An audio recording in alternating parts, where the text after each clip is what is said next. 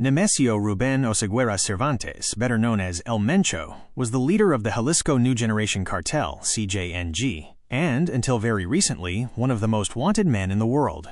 Recent update. Death, February 2026.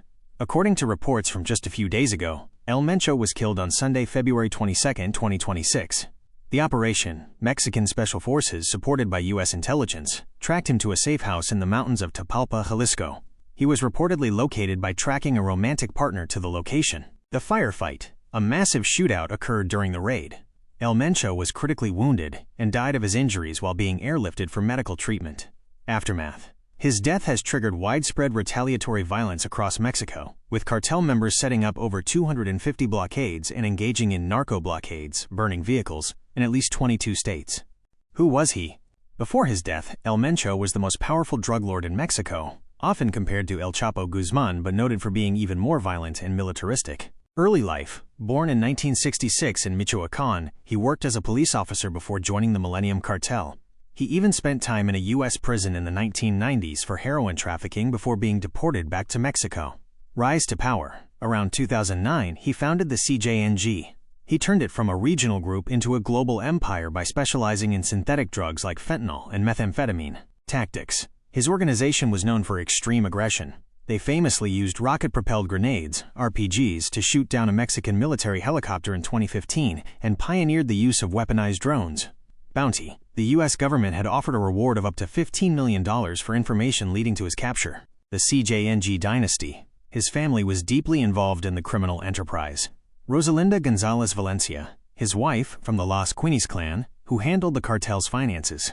El Menchito, Ruben Oseguera Gonzalez, his son and former second-in-command, currently imprisoned in the U.S. Jessica Johanna Oseguera, his daughter, who also served time in the U.S. for money laundering. What's next? With his death, experts expect a major power vacuum. There is speculation that his stepson, Juan Carlos, LO3, may attempt to take control, but many fear a prolonged civil war between rival factions within the cartel. The security situation in Mexico has changed rapidly over the last 48 hours following the death of El Mencho on February 22, 2026. If you or someone you know is currently in Mexico or planning a trip, here is the most recent breakdown of the travel landscape as of February 24, 2026. Current U.S. State Department and international alerts.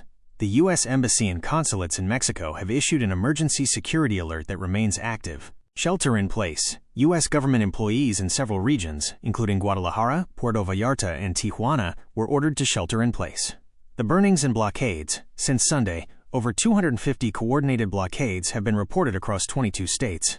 Cartel members have hijacked and torched vehicles, buses and trucks, to block major highways.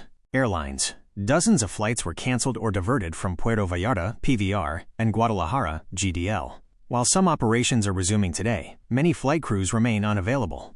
Regions with the highest risk. The U.S. and Canadian governments have designated several states as do not travel or reconsider travel due to active retaliatory violence. State. Key areas affected. Current advice. Jalisco, Guadalajara, Puerto Vallarta, Tapalpa. Shelter in place. Extreme risk of blockades. Michoacán, Aguililla, Morelia. Avoid all land travel. Home state of El Mencho, Baja California, Tijuana, Ensenada. Heightened risk of spillover violence near the border. Guanajuato, Leon, Celaya. Reported 55+ violent incidents in the last 24 hours. Quintana Roo, Cancun, Playa del Carmen. Some alerts were lifted, but a high degree of caution remains. Essential safety tips for travelers. If you are currently in an affected area, stay indoors. Do not attempt to travel by land between cities. Cartels often use narco-blockades to trap security forces, and civilians can easily get caught in the crossfire. Monitor CAPUFE. Check the official Mexican Highway Authority, @Capufe on X Twitter, for real-time status of road closures and burnt vehicle clearings.